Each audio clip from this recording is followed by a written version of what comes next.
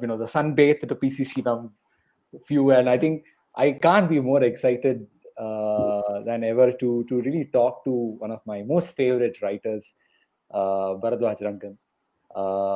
I would say that it's been the second longest habit in my life after doing yoga, which is reading your blogs. Oh God.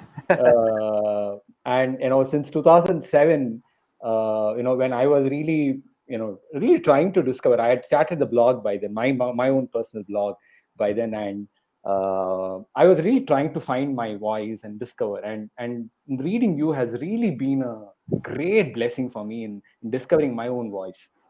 Thank you so much, and really thanks for having this conversation, because uh, it's always nice when somebody that you've had a long reader writer relationship with has kind of stuck through your writings, even though so much has changed over the years, right? Because you're saying 2007, we are now 13 years past that. So Yeah. that's very gratifying, so thank you also for that. It's like, in those early days, there was this writer who tells that, oftentimes in Indians, when, because of their linguistic insecurities with English, often love to use big words. And, that has been a common phrase. I mean, not that I agree with it, but there were these days when I was, trying to write, and I would try and put these big words, Yeah. peripatetic, just to use one of your word that gets leveled at you. And sometimes reading you gave me that sense of confidence that it's okay to use these words. Right. And But yeah, if you and notice, I've really like made my language also simpler. I know which Yeah, is like flattering in some sense. yeah. So it's almost like what happens is when you read the stuff that you read, you see all these words being used, and you're like, okay, these guys use it, so it is part of common usage, right? But then you kind of get feedback over the years, and you realize that even sometimes a word like sulk, recently I did an interview with S.A. Arvind, S. Arvind, the comedian, like S.A., Mm. right? The stand-up comedian, and he had used the word sulk. And in the YouTube comments, somebody had commented saying that, yeah, you know what, he's very different from what he is on stage. He's using words like sulk and all that. And for me, sulk is a word that is not even a like peripatetic or something. It's like a very stop sulking. It's like Yeah, a it's it's like much a more thing. common. Yeah. Yeah. So, but then you realize that you kind of, the idea is not to dumb yourself down necessarily, but the idea is also to not to also like rein in some of your impulses, right? You change, right? So I think that's been an interesting journey for me as well, because I've realized that I don't want to, like, it's not that I don't want to piss off people, but I'm just like if if not using certain words makes it easier to read. I also, one more thing, if you might have noticed, is that like earlier I used to write long sentences with clauses and A lot of paraphrasing, yeah, and there used to be two kinds of paraphrasing. There used to yeah, be one in bracket and yeah. one outside the bracket. Yeah, so all that has gone, because I'm just like, keep it as simple as possible, because the real content is what matters, and as long as the analysis is solid, and as long as the thing is solid. I mean, again, this is not something that I do consciously, but I think, you just do it slowly, and then it comes to this. But I'm incredibly touched that you've noticed all this. This is really gratifying. So No, I mean, for us, like you mentioned, I mean, the one reason why I'm really interested in doing this interview is, in your book, you start off with the distinction between a maker and a masticator, and how they're two ends of the trade. And for us, we've discovered more of cinema through the masticator, and so I've always been very fascinated to really go deep into to really understanding the mind, just to use the word masticator again, but yeah, just to see how you have been seeing this whole journey, and how it has been for you. yeah, Yeah, yeah. so for me, this journey, one doesn't really sit back and put the hand on your chin and think about the journey as such, because there's always work to be done. And one of the things about being a film critic that I always tell my students, that be very sure you want to do this, because Mm. uh, there are no Saturdays, there are no Fridays. Fridays is when releases will happen, You have to be prepared for somebody coming in and saying, "I'm free only on Sunday if you want an interview." So there is really no time. It's like being a news anchor or something like that. There is no real. I mean, unless you actually take some days off and say, "I'm not going to be there." As long as you're working, there are no guaranteed days and things like that. So the days just barrel on. It's like I can't even believe it's been, I don't know what, 18 years or whatever it is, because it seems like, oh wow, 18 years, but when I look back, it's just like as if I came back from the US and tried something and then it worked out, and it's just that I don't even think of it as a journey as much. But in terms of the core of what what I wanted to do, I don't think that has changed, in the sense of I really want to have a dialogue with the film, regardless of what the maker had in mind. Because my point is, I'm watching the film. The director is not whispering in my ear saying, "This is what is happening here, this is what is happening there, this is what is happening here." Because at the end of the day, what is in that box is what I'm processing. So that dialogue that I'm having with the film is what really, really matters. So that has not changed at all for me, because I still believe I'm interested. Otherwise, I would not have written Conversation with Mani Ratnam. But for me, I'm interested in knowing certain thought processes later, but I'm not going to let that affect my. I'm not going to be brainwashed by what the director says and says, "Okay, this is how I should view this film," or whatever. Because for me, the ultimate dialogue is what the film tells me and what I take away from the film. So that's not changed at all. Yeah, I mean, for us, your axiom of trust the tale and not the teller has been also sort of very interesting to really look at that part. Because if I were to really reductively sort of summarize your approach in some sense, if I could really make it is in terms of the content is subservient to form. Yes. Yeah. So and I've been very fascinated by that whole approach there, because to me and that's where it ties on to the theme also of this. It ties in the theme of the existential pleasures of criticism, because when you start observing the form, you start observing amazing aspects that one perhaps one doesn't notice. Right. So did this approach to film criticism came in organically as a part of the influences of the sources you came in, or was it a conscious choice you made? Because I mean, I only know of Pauline Kael, who been writes that kind of from that school of thought, whereas I don't know if any other writers who really approach it that sense. So for me, I think what was really, really like brought me to this phase is that I've always watched films like this, but earlier it was without like knowing that others were watching it differently, because I just thought, as a kid in school, I just thought everybody watched films this way. Uh, I'm not saying I watch it as sharply as I do today. But I'm saying that there's always been a thing about the aesthetics of the medium. That's very, very important to me, because how are you telling a thing? Because for me, it's like a classical concert, right? Let's take a Hindustani or Carnatic concert. Uh, the song itself is one part of it. The song, as in, I'm using the word lyrics, but you know what I mean. The text that's sung, that itself is a very small part of it. The manodharma, the elaboration that the singer does, the way the singer treats a particular raga, the way they make this song their own through the aesthetics of the form of the musical form, is what differentiates one version of a particular composition from somebody else singing that particular composition. So for me, it's never bothered me that, oh, this film is just like that. No, because it's like, I mean, even if the story is the same, how are they approaching it? What are the choices they're making? So for me, that's really been the thing, because I have never placed much importance on the story, because that's just I mean, I don't want to watch a bad, illogical, idiotic story. But what I'm saying is, as a vehicle, I want to see how certain sharp points are there in the movie. How is the sensibility reflecting in this movie? Those has always been things for me. So I have never for me, form has always been. I mean, now I'm able to articulate it better. Earlier, I didn't know how to articulate it because I was like influenced by it. But yeah, for me, the aesthetic pleasures of film criticism are always very important because of film watching. Because see, if you don't notice, for me, light tells a story. Light is like it's a language. You can't if a person is talking in bright light versus the same scene is shot in dark light, your whole perception of the scene changes subconsciously.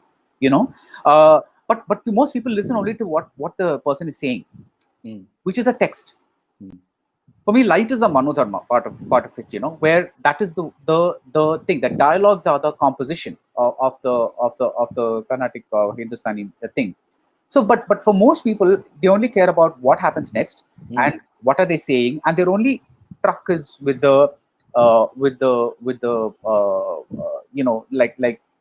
what is this person saying? What is that person saying? What does the scene mean? How do we go to the next scene? Yeah, Yeah, and, yeah. and I think that for me has always been the. I'm not saying I'm not interested in it, but for me, this plus this is what makes the movie experience. Mm.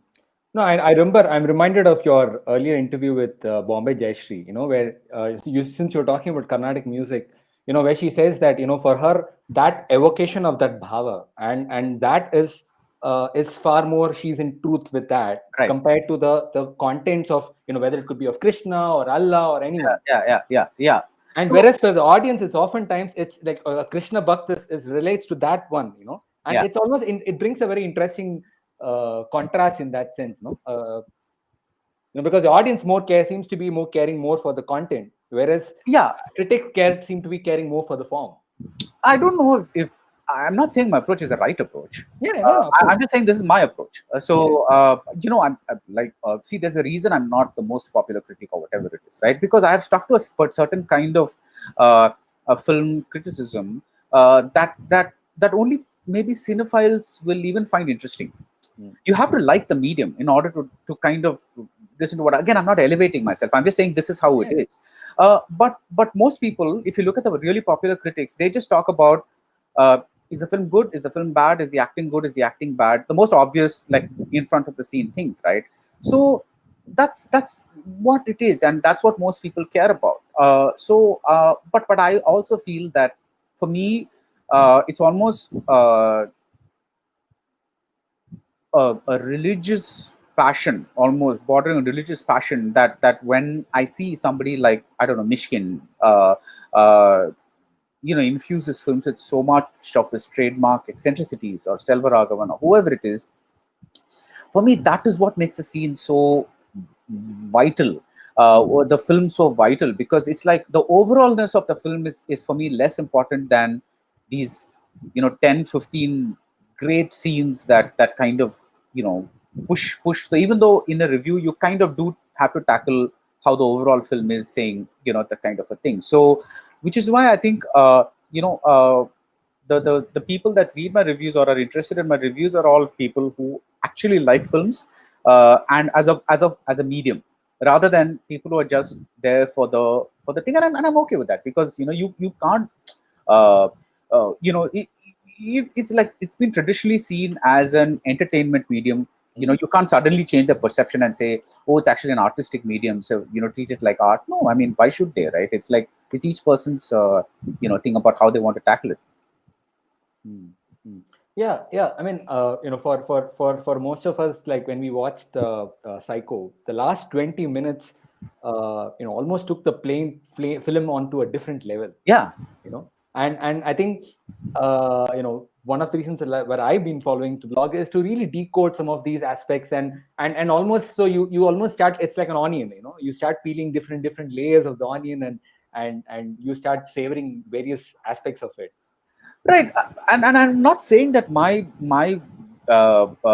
decoding is the right decoding also. Yeah, of course. I'm just saying that is my decoding. Mm, mm, Right. It's like this is the way I process that scene, because for me, but there are many people who just say, what do you mean this blind guy is driving a car at such speed? What kind of logic is this? Now I'm saying that that is also a valid criticism, because that person who's making that observation is wired that way, right?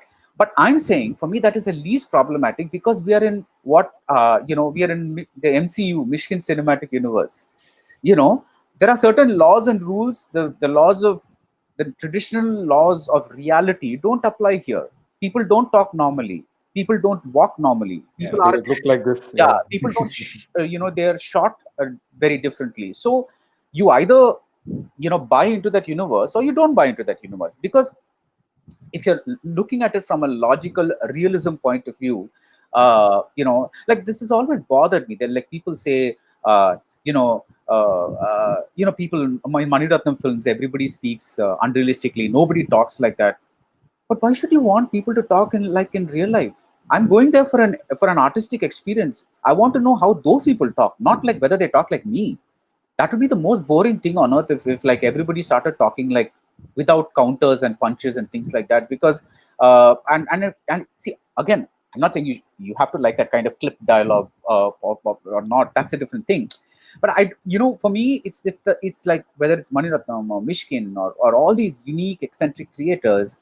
When I say eccentric, I mean who have their own, bring their own flavor to a film. That's what's important to me. So Yeah. when people say, this is not realistic, I'm like, but then film is not realistic. Film is staged reality.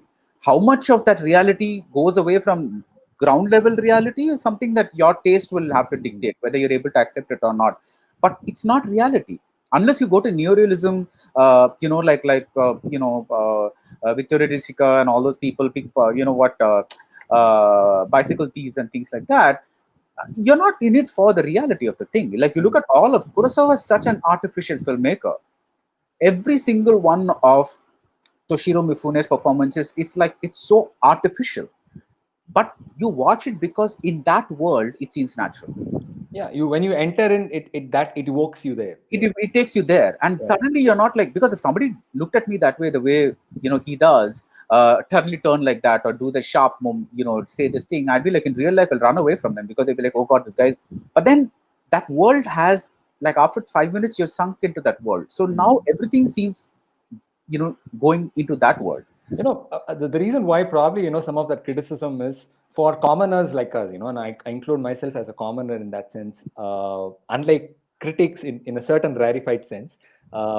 For commoners, the blurring of real and real world is often very blurry. you know Right.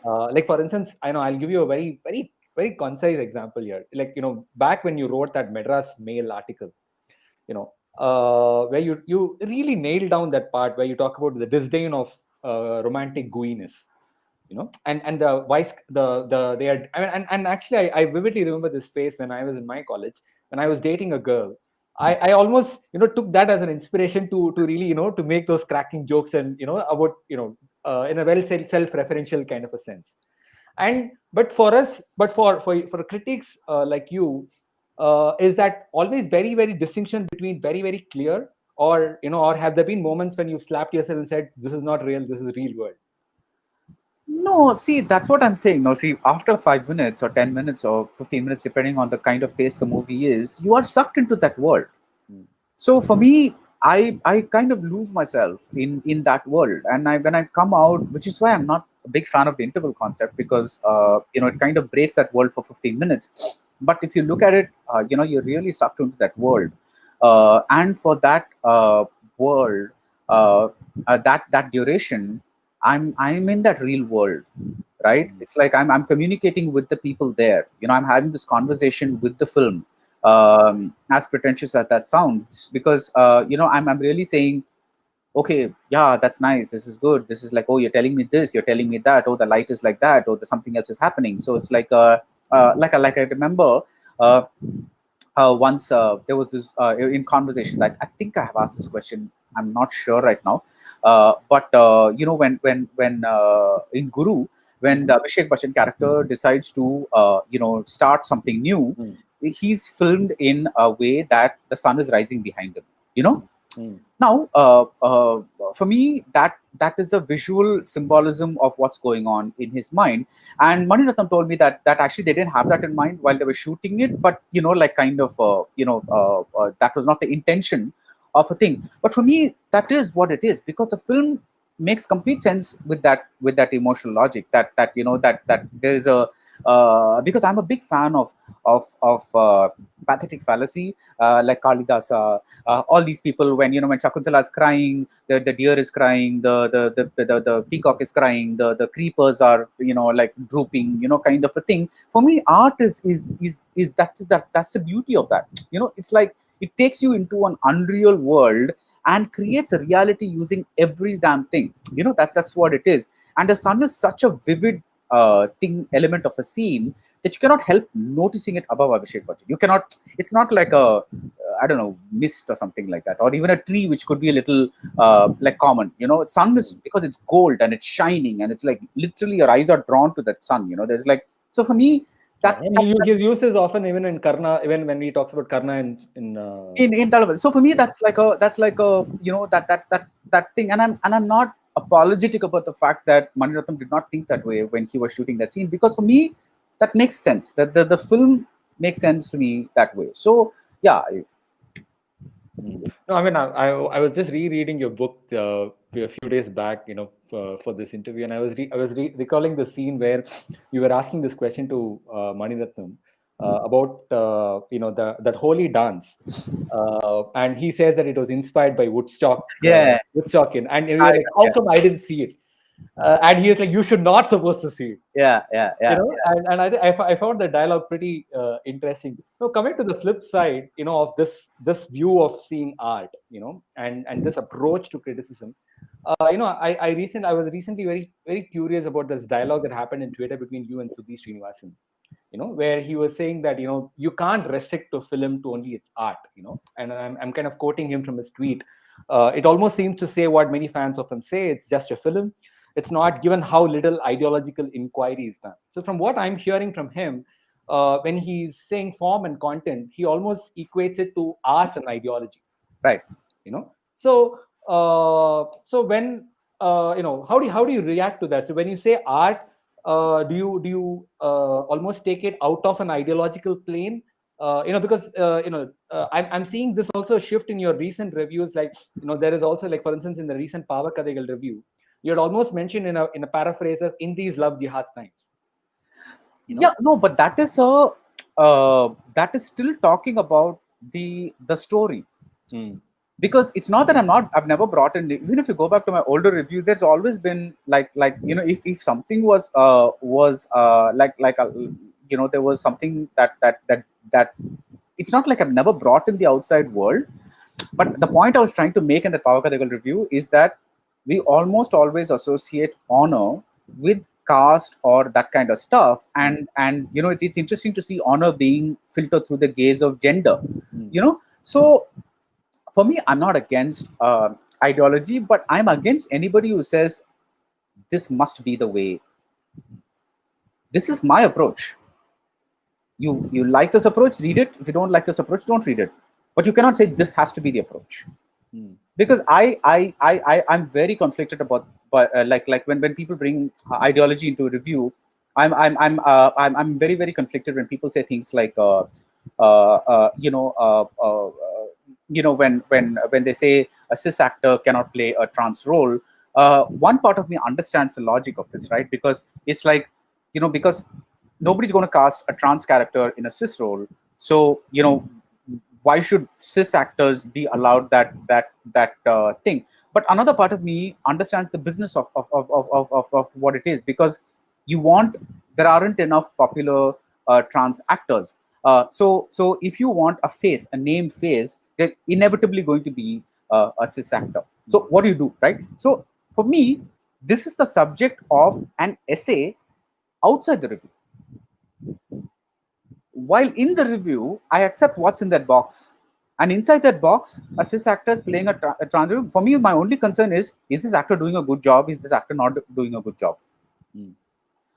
I could very well now, if I write an essay about the film, or if my company asks me to, film company, and asks me to write an essay about the problematic aspects of, I wrote an essay actually about Deepika playing a scarred victim, an acid attack survivor. I actually wrote about the difficulty of me processing that. like I actually wrote an essay about it, but Yeah, I I didn't. remember.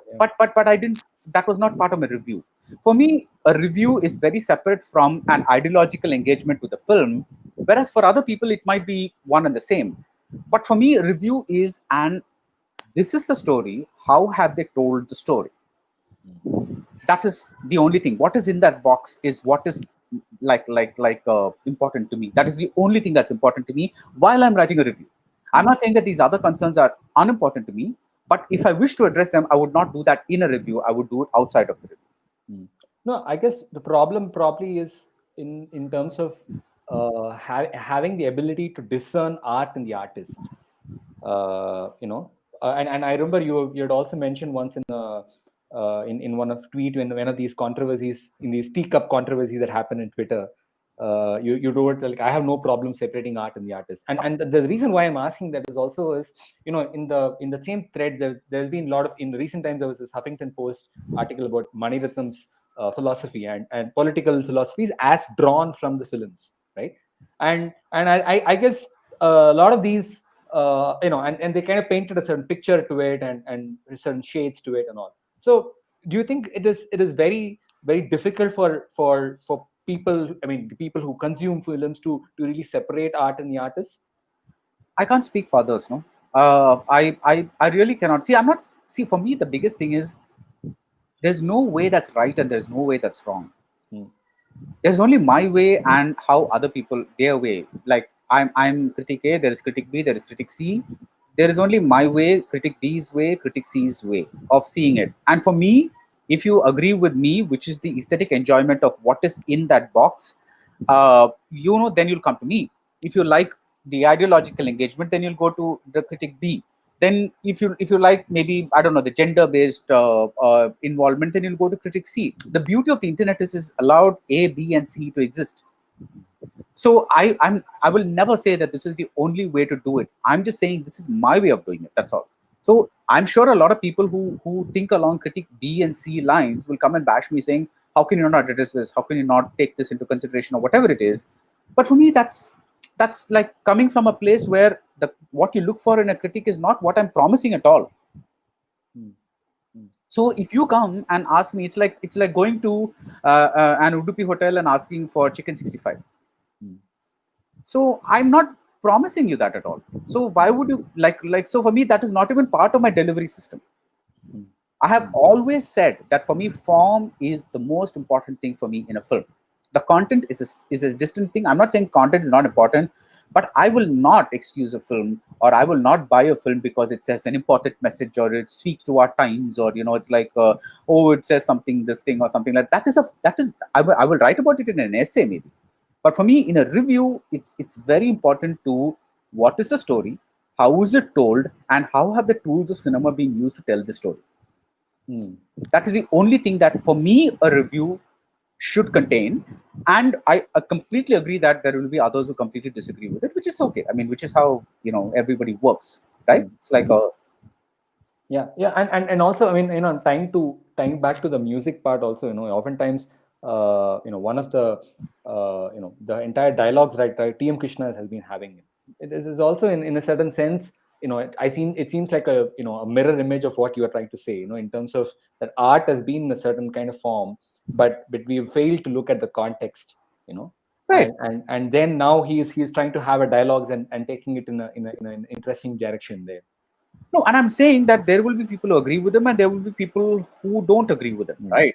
So my thing is, I always read what people have to say because it's always interesting to me. But I can't change myself to be cool with the times. That will be like a dishonesty for me, and also how do I put this? Dishonesty in the sense that if you cannot look at something a certain way, then you should not try.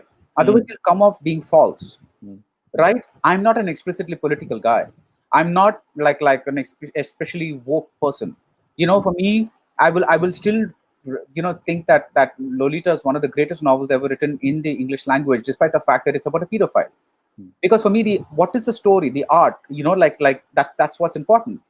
And there will be many people who completely disagree with this, and that's why we have see what I don't like is this today's world is that there has to be this conformism of Political correctness. No, and conformism of opinion. Mm. That is for me the scariest thing. It's like they're not saying, okay, so this guy is saying this way, he's an idiot, so let's not read him. They come read you and then say, why aren't you speaking to me the way I want to be spoken to? Mm. For me, that is a little problematic, because you're asking me to do something that I never promised you in the first place. Mm. No, and I think for me, as a as somebody who is just watching and observing and learning, trying to discover, for me the relationship between films and life is very, very intricate, and because in certain ways it mirrors what life shows you, and life also puts you in filmatic moments where Right, it mirrors what you want to see, right, and to me, so sort of pushing your boundaries of what you consider to be conformable. Like, for instance, I was remembering when you talk about the pedophile. No, I was remembering this review you had done of this German movie. I right, can't right. recollect the name. Head on or something, head burst or something like that. Yeah, Yeah, yeah, yeah. Where you sort of said that, you almost said that, I could you went as far as to say that I could probably empathize with his struggling. yeah, yeah. Because for me, the that is the purpose of art. Because Mm. till that I saw that movie, I was like, there is just no way I can empathize with a pedophile, right? Because it's the worst form of crime because of whatever it is. But this movie is making you look at that in a slightly different way. It's not asking you to go and hug this person, or like, just say that you're completely okay or something like that. But it is showing me that that being a pedophile may be as natural as being gay, or being I don't know, like whatever it is, like something that you're born with, or with a sixth finger or something like that. Now when that happens, how do you deal with it? Mm. I had never thought about it that way, because for me, you're a pervert, you're like, this is the most disgusting, horrible thing that anybody could do. For me, that is the most primal and wonderful thing about art, that suddenly one day something can come and shift your viewpoint and make you look at something. It's like almost like examining a diamond. You just look at it like this way, and a new facet just completely shines in a very different way, and it makes you think, Yeah, yeah, right? It makes yeah. you think, because it's like, why haven't I ever thought of it? And the director, actually, I later read up interviews, because this was a very disturbing movie to process, because you are now questioning yourself, because what is this? I mean, like, till yesterday this was your opinion on pedophiles, and today you're kind of trying to see them in a different light. Is something wrong with you? Is there like because it's disturbing, right? Because it's like a thing. Then I was having this argument with a friend, Hmm. and she said, well, tomorrow, if well, there are so many movies where we identify with murderers, with serial killers, we want them to get away. And she pointed out that one of my favorite series is Dexter. Like from which is about a serial Yeah. killer. So so, and Dexter is born that way, you know, and he learns to channelize his impulses by killing people that he thinks are wrong, are in the wrong. But that's against civilized society, right? I mean, like, you can't just go around punishing people. I mean, like, just because you can, and in the most gory way, like, you kind of think. So I think for me, the most brilliant thing about art is that it makes you process life, and teaches things to you in a very different way. Mm. Because whenever somebody says, and for me, what is in the box stays in the box. Mm. That is very important to me. For instance, when I see Ranjana, I see it as a story of one particular stalker who stalks this one particular woman and screws up her life so completely and pays for it at the end. It is not a story about stalkers. Mm. Okay, so it's not. I'm not taking it out of the box and putting it in the real world, and whether kind of people will be influenced by this or not. Because for me, that's a very complicated journey of a man who realizes that he's done something wrong, and then goes on to kind of make things right for the rest of the movie. Mm. So it's a very complicated kind of. These things are not black and white, because people are not black and white. Now, I could have 100 good traits in me and 5 bad traits in me, Mm. but because I choose to show you the five, the hundred, like, I don't know, the 100 good traits, you might think, oh, this guy's such a nice guy, but I might have 5 bad traits in me. Like, Mm. how would you know that? It's like, So for me, when flawed people are shown on screen, and the journey is, but for me, Ranjana is very different from a Sivakarthikeyan movie where you're Or just, Romeo. or yeah, where you're Yeah. just saying, oh, I'm just going to stalk this girl because then she'll fall in love with me. That's a problematic thing. Hmm. That's a very different thing. But this is not that. I mean, you have to be able to differentiate between the stalking in Ranjana and the stalker in a Sivakarthikeyan movie.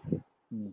No, I guess probably some of the violent reactions also comes from not acknowledging some of the discomfort that these movies evoke in people. Yeah, yeah, and for me, that discomfort is what art is, right? It's like, why should an art just be a soothing balm over whatever you are, right? It's that Tim Krishna example is a great thing. It's like, why should every musician come at art the same way? Why can't somebody question certain things and make it uncomfortable for you for enjoying certain things, right? Yeah, yeah. No, you talked about difficulty of processing films, and I was talking to this couple of one of my good Malayali filmmaker friend, and he was he was very happy about, and I told him, is it okay if I share his his views on. So he, while he was very happy that your reviews and your praise for Malayalam films have really taken Malayalam films to a different level, but he was also expressing his concern that perhaps you are too because of your work remaining in the commercial, that perhaps the artistic senses might he was really critical, when you wrote the critical review for Sufim Sujata. And I find it very interesting to explore that question that sometimes when you're watching a lot of commercial films, do you find yourself, if I can use that word, corrupted in a certain sense, and you find it difficult to go back to art films, Uh, or how do you deal with that? So I try to balance that.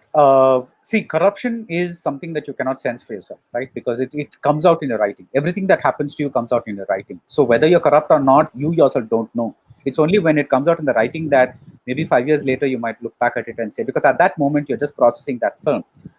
Uh, it's which is why I try to watch at least 2 or 3 art films a week. I write a first post column on world cinema.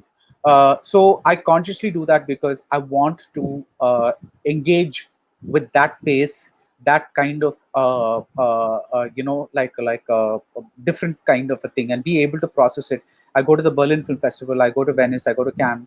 I write about those films, which are not always the most commercial films, even though the odd Tarantino or something else might come there. But the point is that it's a it's a question that but I love commercial mainstream cinema because it's like for me that's cinema is not just one kind of cinema, right? Every kind of cinema, which is why I always maintain that the first 10 or 15 minutes of a movie pretty much lay the whether you want to call it uh, the DNA of the movie. Hmm. This is going to be fast paced. No, this is going to be slow paced. No, this is going to be abstract. No, this is the first scene of this is going to be this kind of a thing. So you kind of then your mind automatically switches to that mode. Hmm. I have always maintained that the only thing that a critic needs above everything else is that ability, like it's almost like an internal dial that you're that almost by itself gets set into that mode. Hmm. Hmm. Like, so okay, I'm in this commercial mode, I'm in this art mode, whatever it is. I'm in this mid mode where it's neither commercial nor artistic, and I'm very very confident about this. The first 10 or 15 minutes of a movie will, if it's been taken well, will deposit you in that mode. Hmm. So is that where I mean, I'm reminded of multiple examples. So one of the movies that I enjoyed, it really pulled me in, but I found it was very I mean, for me it was first initially difficult to take that you gave a very negative review, was Tare Zameen Par. Okay. I mean, that's the oldest memory I have of movie where I vehemently disagreed with your reviews.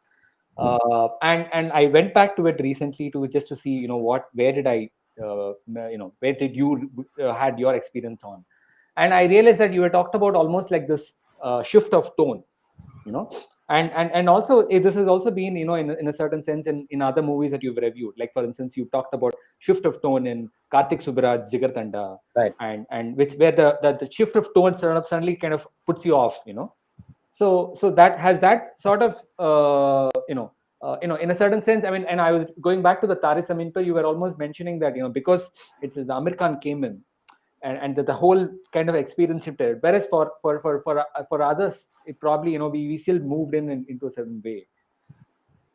Right. So for me, it's always about how organic one scene moves to the next, or one mood moves to the next. There have been many movies in which the tonality shifts and things like that, right?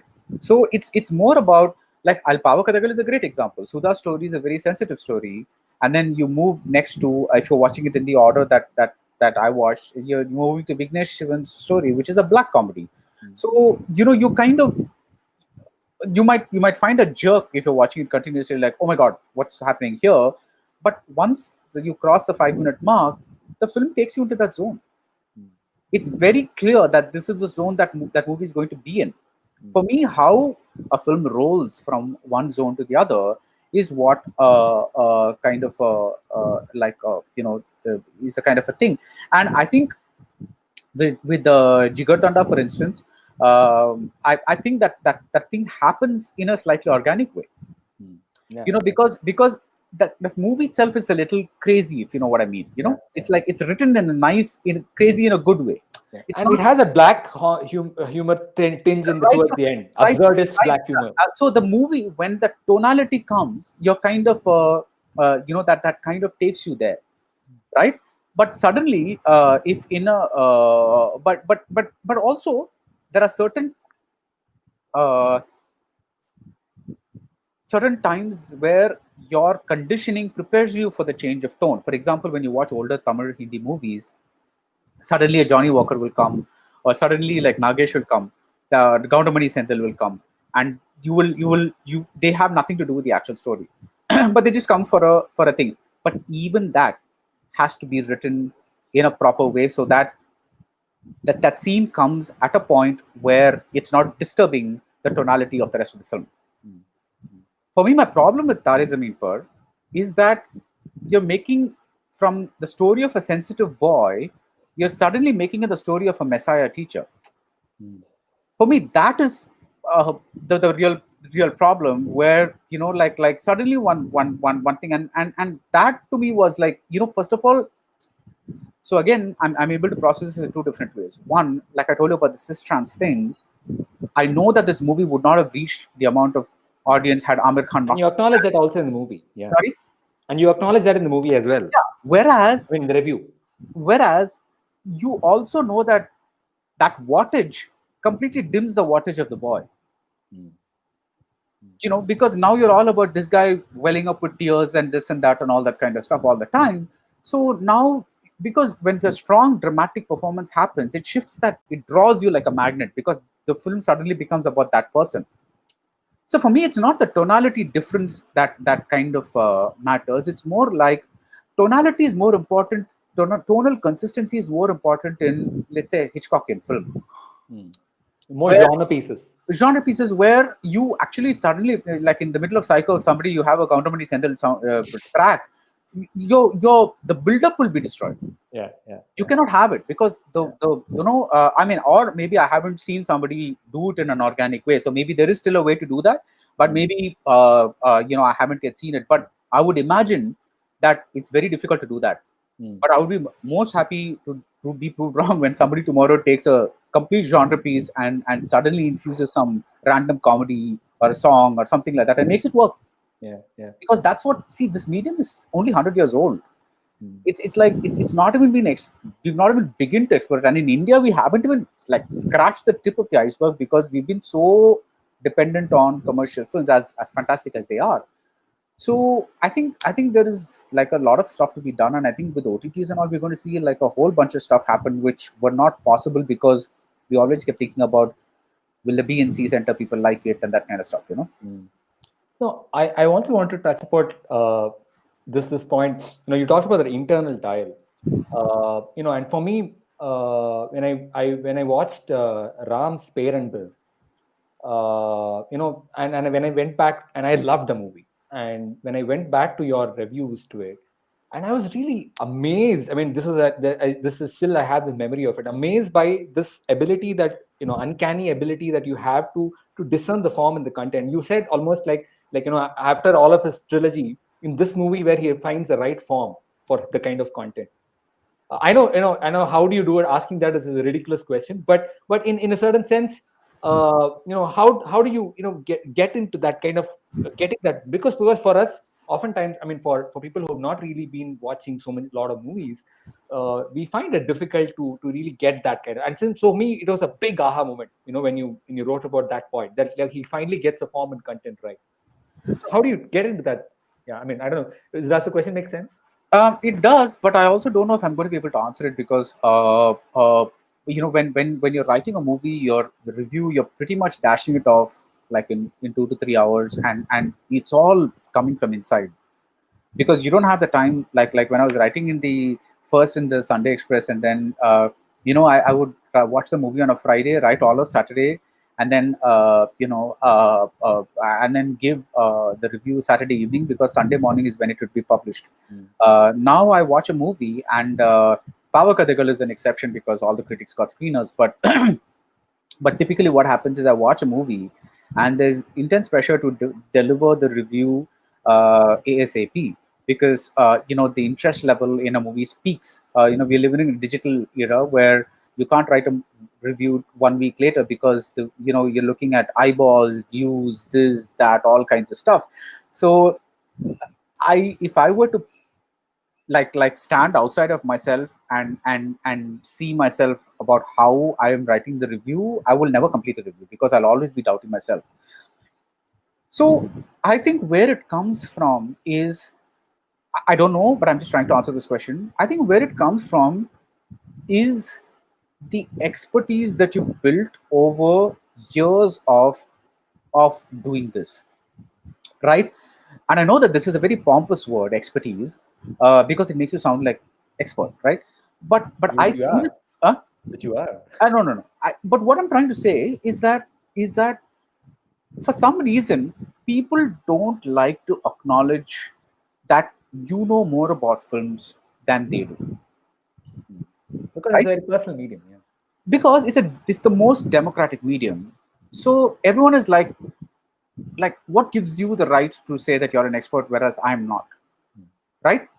And I think that that that thing becomes like almost like a difficult thing to convince, and I don't even try to convince because it's like a thing because see, again, it depends on how you are approaching the movie. For you, the form may be what is important. For you, like the content may be what's important. Like there is so much of it because there is a like speaking of the form content thing, I also, like, recently when I wrote about Andhakaram, I also said that it's brilliant in terms of Mm. how it uses its form, but the content is kind of thing. So I think you should balance a bit of both, but it's not at the cost of one or the other. And it's also like it's difficult to say watch this film because the form is so good, because most people find it difficult to identify form. Mm. You tell them what framing is. It's an art. Not everybody who takes like a camera can become a great photographer. You need an eye for it. And I'm saying that, and I'm saying this with no conceit at all, and with no like inflation of self or anything like that. I have an eye for film. I have an eye for music. I have an eye for literature. These are the only three things in life I have an eye for. For me, food is like, some people are so specific about food. This is a little salty, and this, it needs a bit of pepper, something. For me, I'm like, I'm reading, watching something, and just shoving stuff into my mouth. I really, food is one of the, I cannot, like my grandfather, I remember he used to be so particular about like how this rasam is like peppered the exact way somebody else, amazing stuff like that. And I'm like, it's rasam, dude. That's like, what's the like, why are you going into such Mm. ecstasies about it? It's something you just like, so that the rice doesn't taste bad, like bland. It's just something you pour over it. But I'm saying that there are people who have the eye for food that I don't have. That's I'm saying we all have eyes for certain things that the other person does not have. And in my case, it's these three things: movies, music, and literature. No, I And in a mean, way, it's a, just let me finish. yeah, yeah. In a way, it's lucky that I have for these three things because they kind of feed off each other. Mm, mm, yeah. Because these art, like if I had a great eye for, I don't know, cricket shots and all that, that I don't think that would help me much in movies, because it's that there'll be like two very different kind of a thing. So for me, like even for me, the sport that I enjoy watching most, tennis, is probably more uh, ballet, in a way. Theatrical, Huh? theatrical, Theatrical, because there's such drama in it about one person like battling it out with another person. It's almost cinematic in a sense. Yeah. cinematic, yeah, as opposed to cricket where there are like 11 people and like two people batting or whatever it is. It's like, it's not that I used to watch cricket. For some reason I've kind of grown out of it, but I think the way we often underestimate that what makes us is the wiring, Mm, and that wiring is completely beyond your control. You cannot become a, a great film uh, perceiver, writer, or something like that, because again, there are many people who can watch a film and dissect it to bits, but when you ask them to write the same thing down, mm, they'll struggle, because it'll come while they're talking. You'll be like having this most fantastic discussion with them, but when they write it, they will not be again. So there are all different parallel skills. mm. Just because you're able to appreciate a movie does not mean you'll be able to write about it. I agree. I agree. So Mm, I think all these are just coming down to one point, which is that the reason you're talking to me is because I have an eye for movies. If I didn't have an eye for movie, you would not talk to me. You're not going to interview me about cricket. You're not going to interview me about science. You're not going to interview me about, I don't know, like society and like Dalit politics or something like that. Simply because my expertise in these areas is completely limited. mm, Of course, one tries to keep up with stuff. Like read.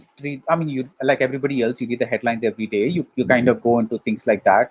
You know what's happening, but only somebody who has really delved into that in a vertical way, almost like Bob, a mine shaft kind of way, will be able to talk about it in as authoritative a way. And for me, that's only in films, mm, and that's in music and whatever it is. So which is why when people say that, for me, you can easily find out, for me, when somebody knows what they're talking about in cinema and when somebody's just gassing. mm. It's very easy to find out when somebody's just piling on words and words and words for the sake of word count, and when somebody's actually, even in a smaller review, giving you very sharp and pointed observation. Mm, It's very easy to find out, like, because I have that eye. mm, And again, I'm saying this with the least amount of conceit, because I'm talking about something that I can't even be proud of it, because it's not something that I installed in myself. It's part of my DNA. mm, So it's not even like I can be proud of the fact that maybe I made a switch in career and managed to come up in this line, despite the fact that I had no godfather or whatever it is. But I can't claim any credit for the I. mm, mm. So for me, it's as simple as that. Yeah, no, which brings me to the second tenet of BResque film universe, which is, one tenet. If I really break down to axioms, one axiom is the content is subservient to form. The other one is films are a part of a continuum. Yeah. And I find that extremely fascinating. I mean, and you've talked about it, and in terms of the eye for the films, and to me, when you situate someone in a certain context, in a certain continuum flow, for us, that is extremely illuminating, to see in terms of where this is, what it is drawing in from and where it is deviating from, you know so yeah, I think that has been another fascinating area that has always attracted me to your films, to really see that content, because not everyone has read all of this, but at least through your reviews we get to hear. I mean I'm as naive as anyone, your commoner, who would be reading your blogs, but for me, thus those parts of understanding that continuum and understanding that entire, even I've noticed this part in you, in that it's It's almost not just films, even genres have a continuum, even shorts have a continuum. Yeah, yeah, Like a jump scare shot has a continuum.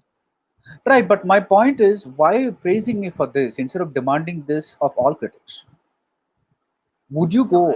I have No, no, no no, no. My right. point is that these are all things that if you profess to be a, if you say that you are an expert in a writing, if you're a film critic, a writing like a published film critic, then one would assume that you've taken up this job or you've come into this job because you have a certain expertise.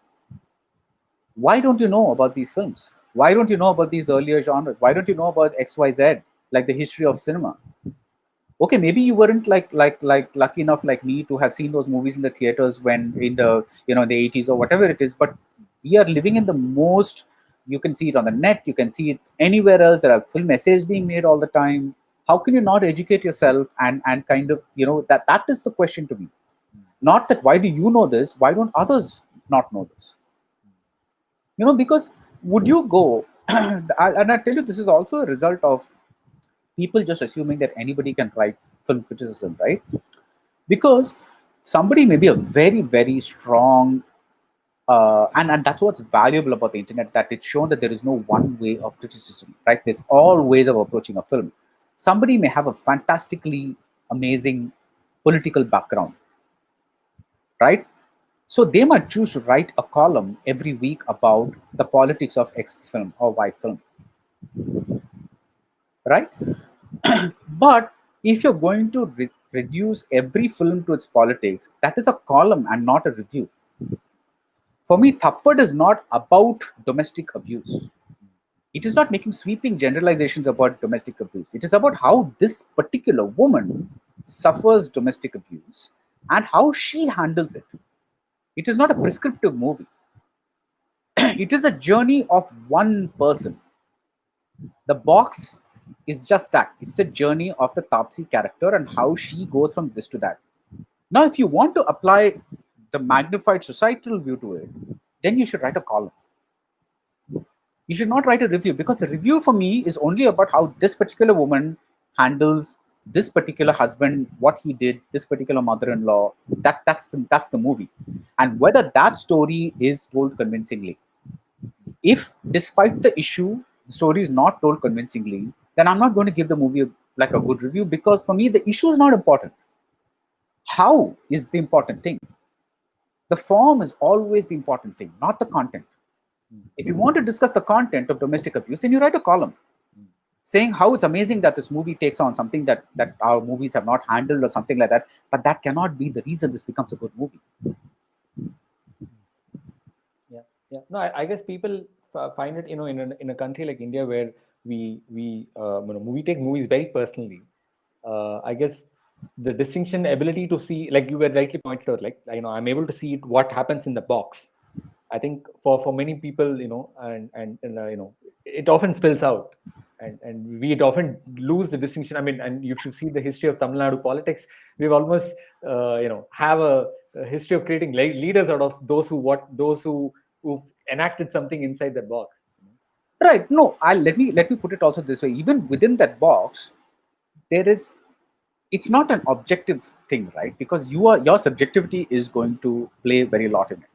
Now, let's take Karthik Dials at the end, or Vinay Tandi Varvaya.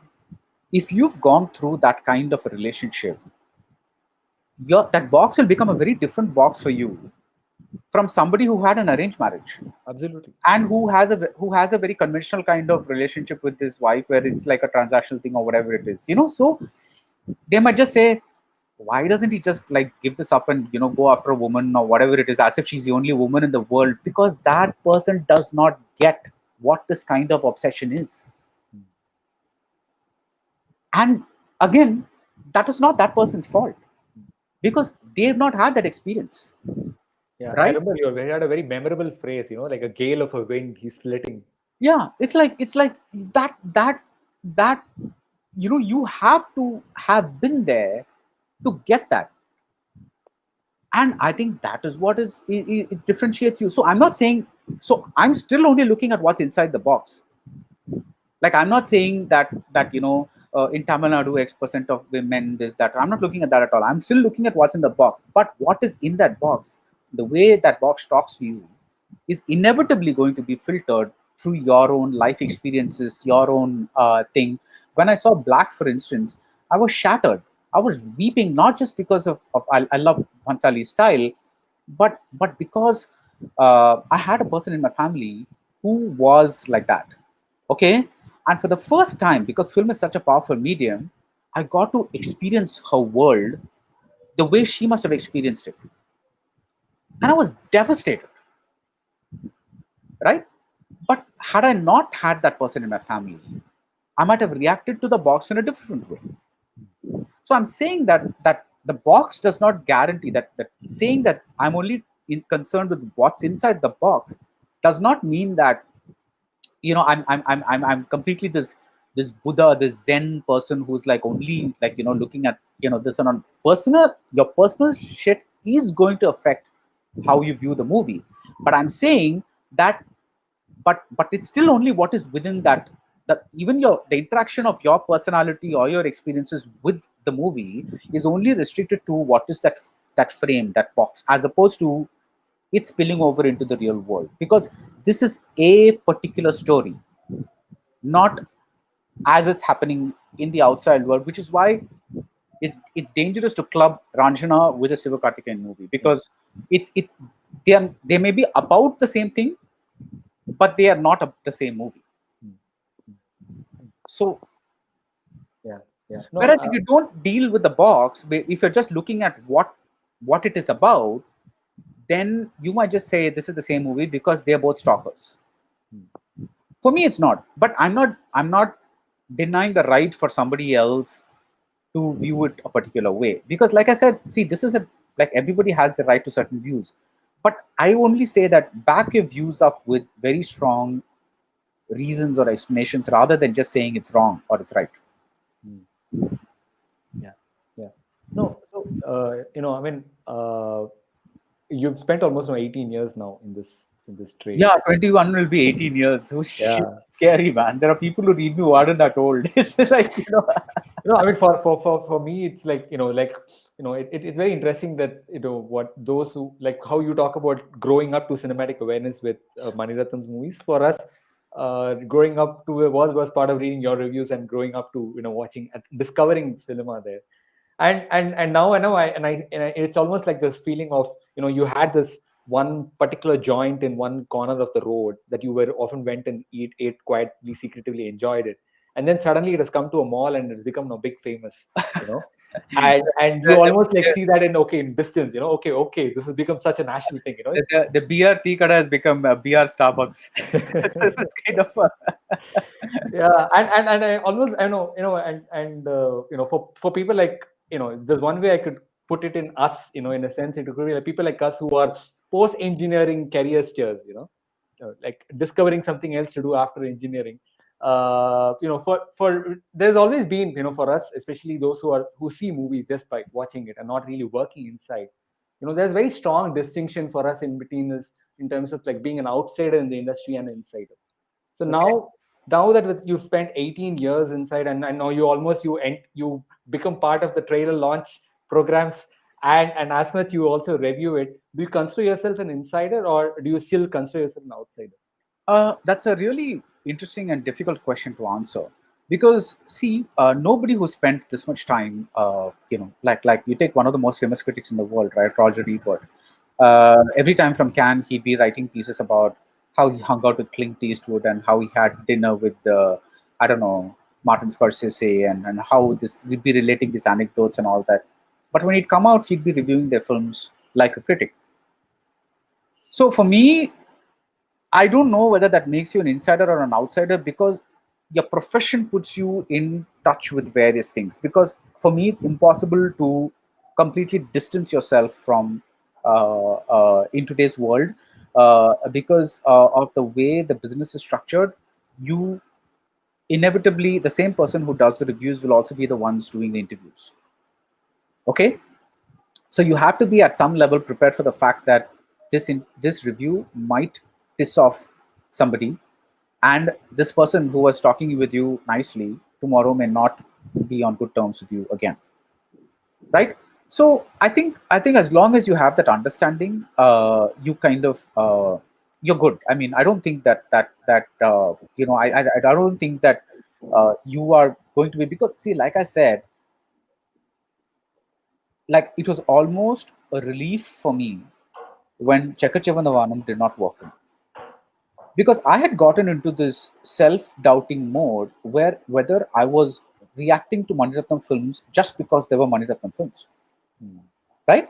So when I saw this movie and it did not work for me at all, like in a way I felt bad, but I was like almost relieved, because it was like, what is this generic movie that he's done? It's My like, muscles are still intact. huh? My muscles are still intact. My marbles are still intact. Yeah. you know, so it almost was a relief that because earlier I have not liked certain movies of his, or not reacted to it as well as certain others have, like Roja and Bombay. You know, I've always said these two movies were kind of not really my favorite movies at that point or whatever. But after a point when, because for me, I'm one of those rare people who actually like the post Irvar Maniratnam to the pre Irvar Maniratnam. Hmm. Like I actually, because this is really when he's become a true filmmaker. Earlier he was a storyteller who did very very good things with cinema, but what I'm telling is he's exploring cinema so much now Hmm. that certain shots and scenes become like mini movies onto themselves, Hmm. Hmm. like that scene in Carter where Karthi is talking to uh, like his friend in the bar, and he's forgotten that he was supposed to be with Aditi and at the register of marriage office or whatever it is, and then she comes to find him there. That's one of the most exquisite pieces of mini cinema I've seen in my life. Hmm. Hmm. Okay, so when I saw Chakachivandavanam, I was like, whoa. Then I went and saw it after writing the review. I went and saw it again with a friend who also did not kind of like it very much. And then when we went and saw it, it still did not work, Hmm. right? I think as long as that remains, you're good. Hmm. Hmm. You know that's kind of that's happening, and that's good. No. So Yeah. yeah, Yeah. so I think that it's nice to have a check like this once in a while, because even though I adore Maniratnam as a filmmaker, he's still capable of making some films that don't work for me. So I actually tell him it's an inside joke in Madras Talkies that please pray that BR doesn't like a movie, because then it becomes your biggest hit. And Chekachevandavanam is his biggest blockbuster. It's his biggest blockbuster. It's like, Hmm. Yeah. Yeah. Yeah. so, and all the films before that I liked, Kanatil, all those films, Yeah. Yeah. Yeah. are No. actually Yeah. didn't Yeah. perform well at all. So it's just kind of a, Yeah. No, I mean, talking of mini movies, that scene where Arvind Swamy, meets that child and with that radio tape, oh, brilliant. brilliant scene. Yeah, yeah, yeah. No, no, Yeah. no. See, Yeah. that's why when somebody dismisses Cuddle, I'm like, are you sure? You see so much trash. Don't you want to give it at least this concession that it has some 15 fantastic sequences? Yeah. You may not like the overallness of the movie, but how can you not recognize these bits? Like for me, the weak part was the romance part, right? Mm, mm, But there, whenever it comes to Arjun Arvind Swamy, the boy, the way he tames that boy, mm. there's so many powerful scenes. Yeah. Yeah. So it's like, so how can you throw all that out and just say it's a crap movie? I don't know. Yeah. So my logic is sometimes that when people are promised a certain movie and it is not that certain movie, I think if I'm not mistaken, Kadal was advertised as Karthik's son and Mm. Radha's daughter. Maybe. So maybe they thought it would be like a romance kind of thing with action or whatever it is. If I don't remember the trailer exactly, but I think maybe that's what the thing is. That Mm. actually maybe that when that is in their mind and fixed, and then when they go with that thought in mind, they think you've made the wrong movie, like as opposed to adjusting to the kind of movie it actually is. Yeah. Yeah. I mean, like I took my wife for Katrivali because she enjoyed OK Kanmani, and it was a root shock for her. Right. Yeah. So yeah. Yeah. No, and also see when you see certain people don't want to see certain actors. See, Karthik is such a likable actor. Like so far he's been like Karthik, but one thing I've always loved about his face is that it's capable of showing cruelty. Mm. Not Kamal can't show cruelty. Bestial cruelty. Yeah. Yeah, Kamal can't show cruelty because Kamal's got a soft face. He's a Mm. great actor, but when Kamal, like even in Sigaprojakal or whatever it is, when you see those movies today, you don't see that kind of cruelty. Whereas when Karthik kind of turns that lip upwards and makes that little diagonal of a smile, you feel, my God, this is a dangerous guy. So for me, that again, maybe that was really disorienting, because here's this guy who's acted in all these family films, and kind of been this nice guy, and suddenly he's treating this girl like shit. But one argument I could never again get is why she's still staying with him. This is the story of this particular girl who's stuck to this particular guy. It is not an extrapolation to the real world that's saying that if somebody does this, then you should stick with them. That's not the movie at all. The box is only about this particular girl and this particular guy. It is their story. Yeah. No, And please, how many of us have experienced in our own families? Have we seen people that we wonder why are they still together? Like, how are they able to stick, right? I mean, or neighbors or whatever it is. Either the wife will be a shrew or the husband will be like this abusive guy or whatever it is. Like, you always wonder how are they able.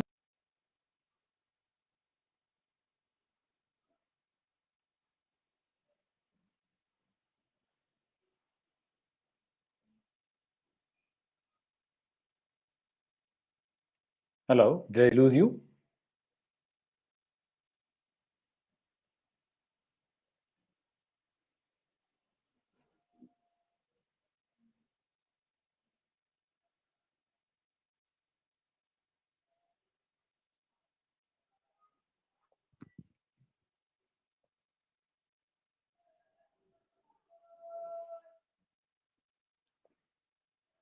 Did I lose you?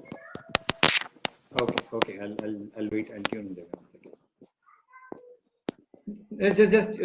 Yeah. You should be able to come in there. You should be able to come in again. You should be able to come in again. Okay. Okay. For me, it showed you. Okay. Anyways, let me just check 1 second. Can you click on the link once? Yeah. The last link.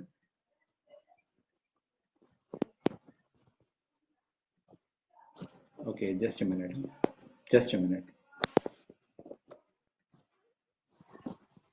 1 second.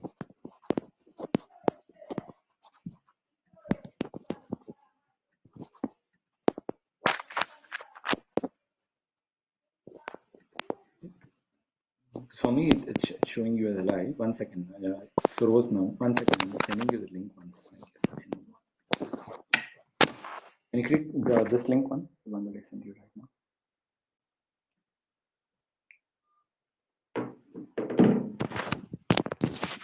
I'm sorry, we have lost Baradwaj's network, and just give us a moment.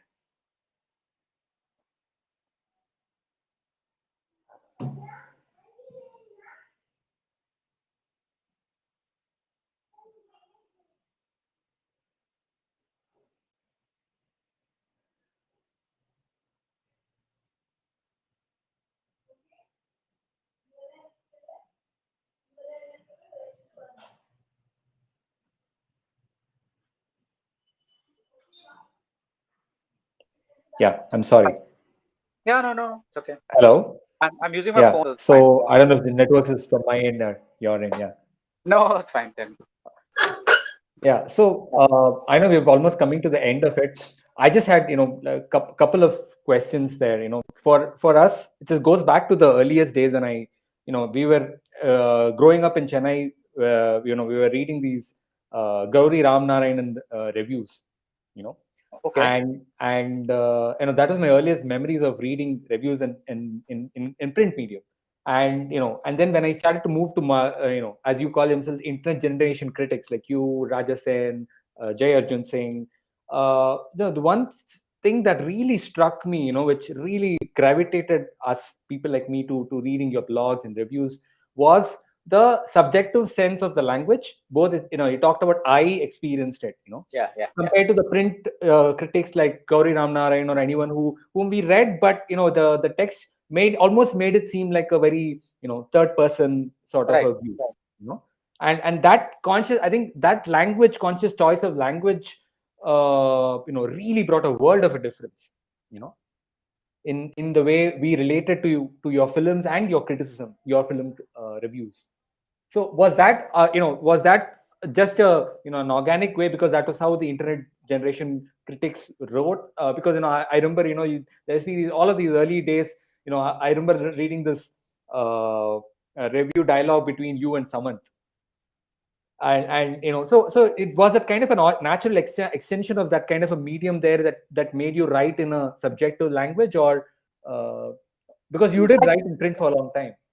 yeah, and I think I have the most credit I should give is to my editors. It's like they really give me a lot of space to explore. Hmm.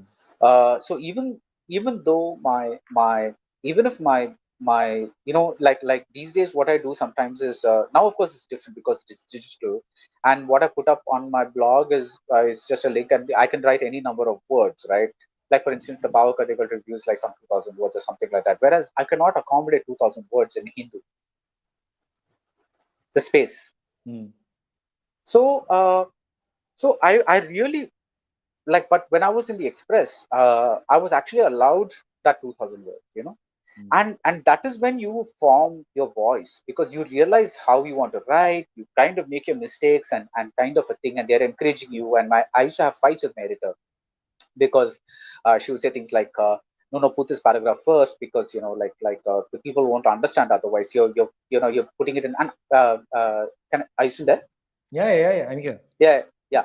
So so because I've never really been to journalism school, right? So this whole thing of bearing the lead, Hmm. doing this, start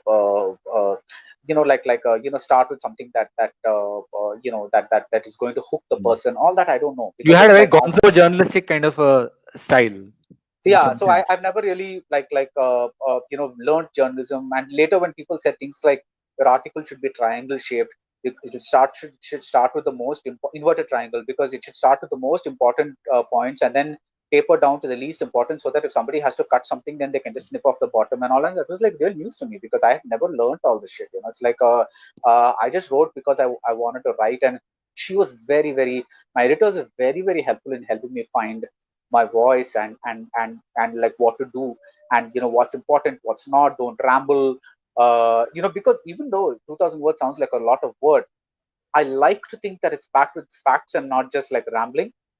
That because I'm writing stuff, because I want to point out certain things, rather than just go on and on about how this is great and that is great and things like that. And like I'm still being a little.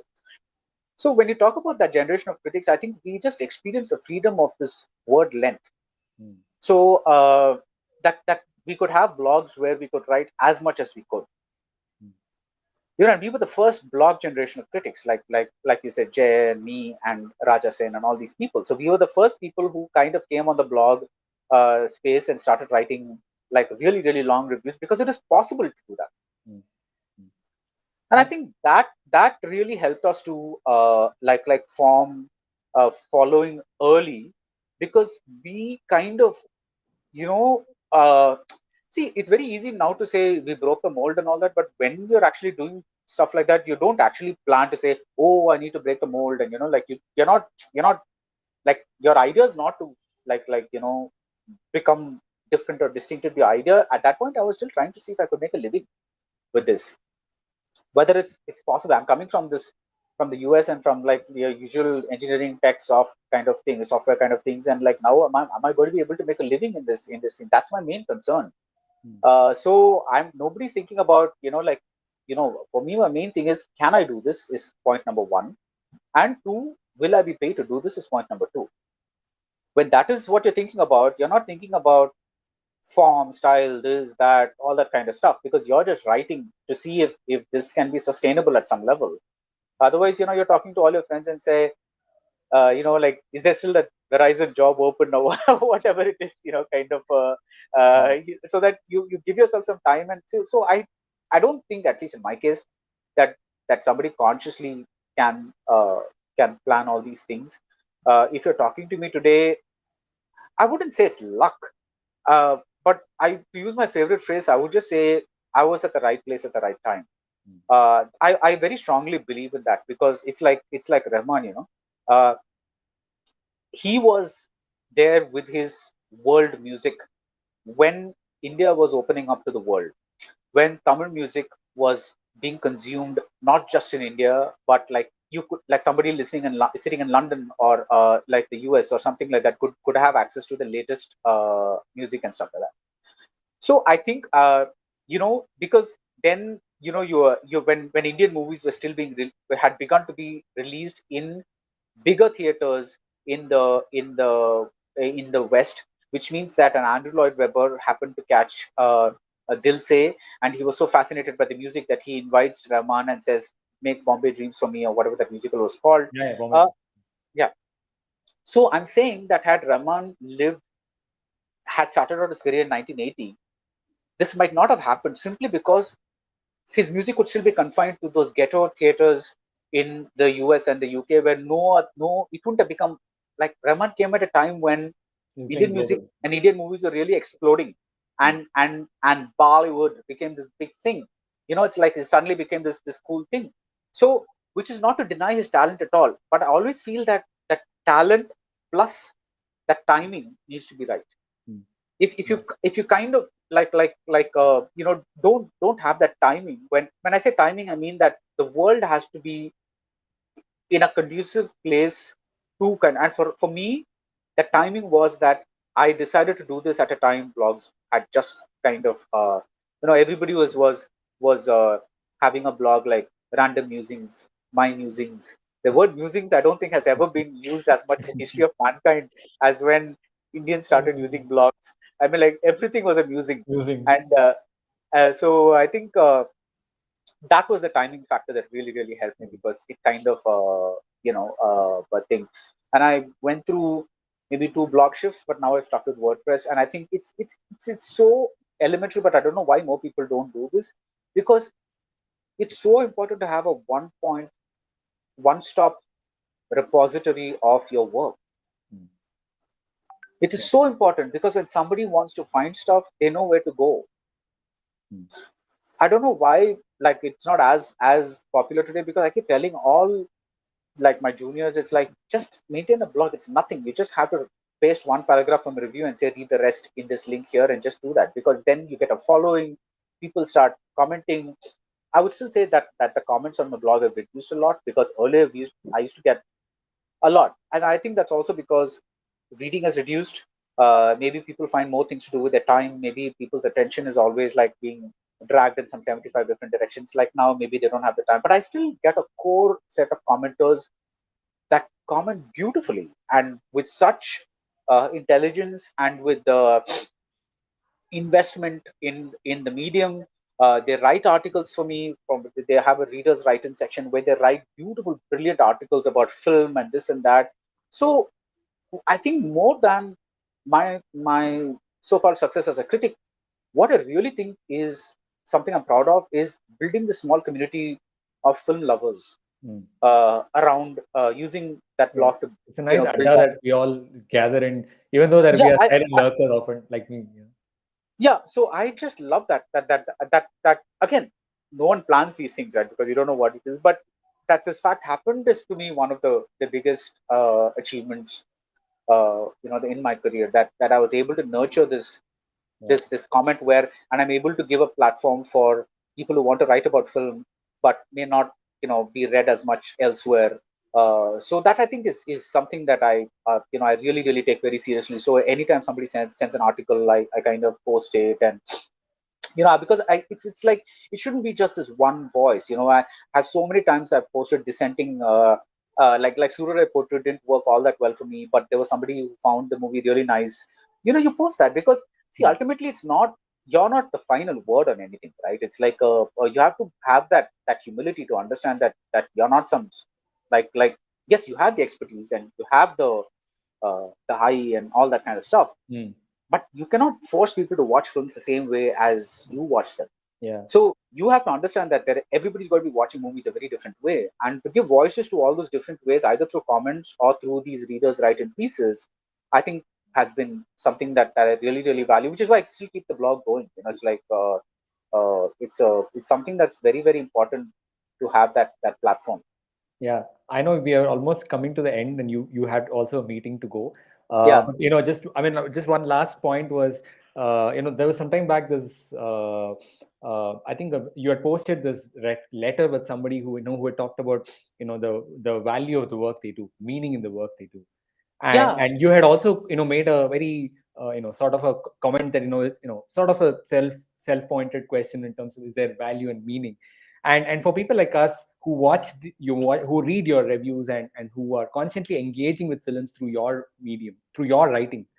I was actually thinking about this in terms of if Sanjay Leela in a Sanjay Leela Bansali's world, film critics are in my feverish imagination, they are like these Chandraguptas. We have this Yama, and we saw in Ludo, right? The Chitragupta. I haven't seen your don't spoil it for me. Yeah. Yeah. Okay. So Chitraguptas of the modern world who kind of exist between the living world of art and the non-living world of trash, and try and discern them for them to ensure, because in a certain sense the world of a critic lies only in relation with the art. So Yeah, so yeah, and yeah.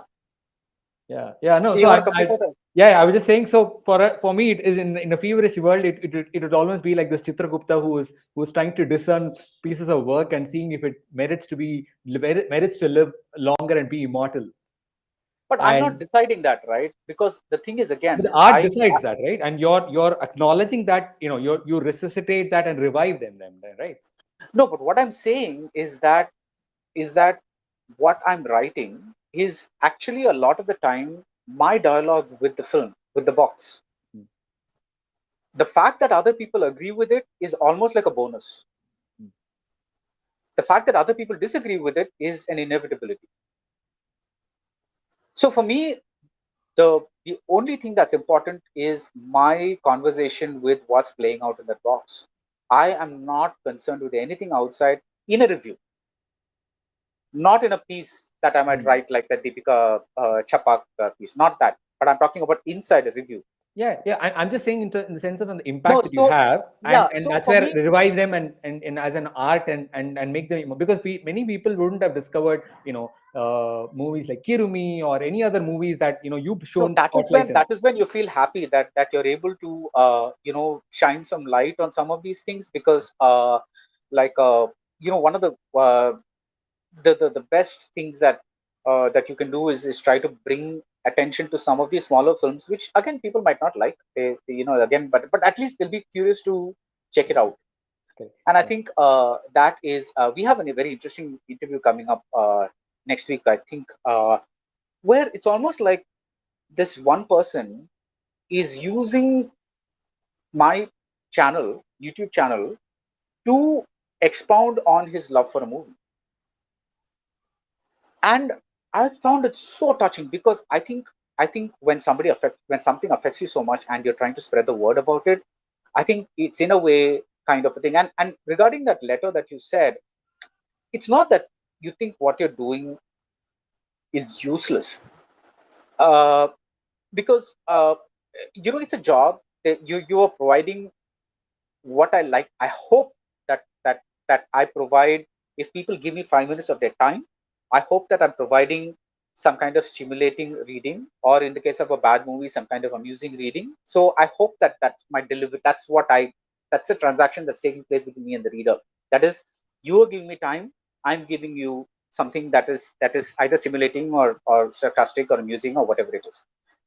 But to see this letter go beyond this, and kind of a thing was was so touching in so many ways. So I was like, wow. I mean, I still don't, you know I don't know how to process it, but there's a sense that you're not a scientist, you're not creating stuff. You're not like a what to say, this is a derived art. This is an art that derives from watching a film, but I'm saying that it's still an art. Mm. It's not, just because it's a derived art, it does not make it a lesser art. Because I think that if people didn't talk about films in a certain way, then there is nothing. If people are just going to keep, because sometimes you need people with that eye and that expertise to weigh in on a particular film.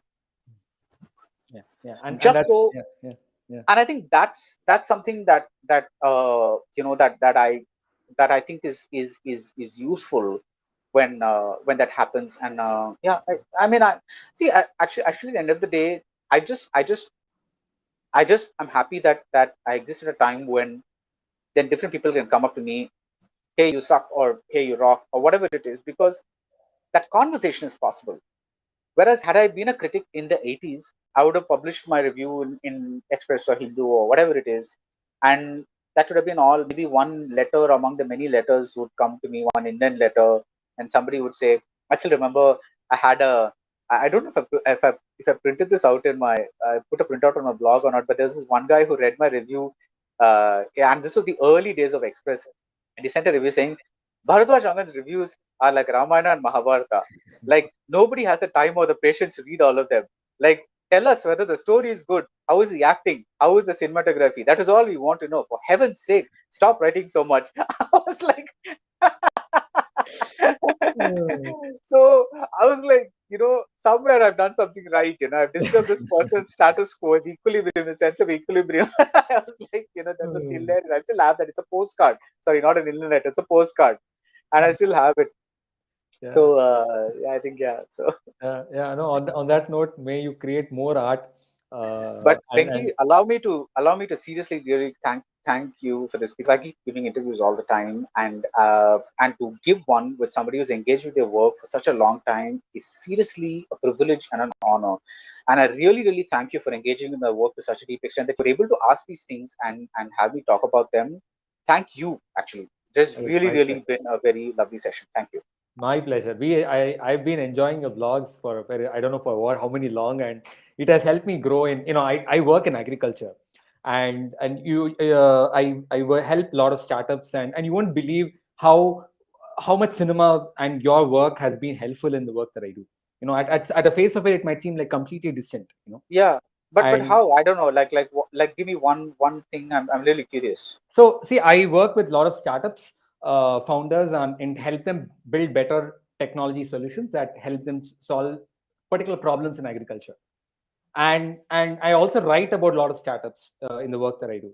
So, to me, one inspiration for me was this whole sense of how you write film clip, because there's almost like very subtle way of almost being mentoring a lot of young filmmakers in your reviews. You know Yeah. I could almost sense that sense of, you're almost like, you did this thing right, but yeah, I'm going to look out for your work, and that sense of engaging with it critically and at the same time working for it. And to me, that has been just watching that over a long period of time, building a community. So I've been building a community around the work I do in agri-tech and in the work Brilliant. I do in agriculture. That's so that makes this conversation all the more valuable, because we come from completely different fields, and there is this nice Venn diagram intersection. So that's lovely. Thanks so much, Venky. Really appreciate Yeah. this. So yeah, I'll take leave, and you enjoy your day, and yeah. Thank you Yeah. once again Thanks so much. for Yeah. joining us. Yeah. You take All care. right. Yeah. You take care. Bye bye.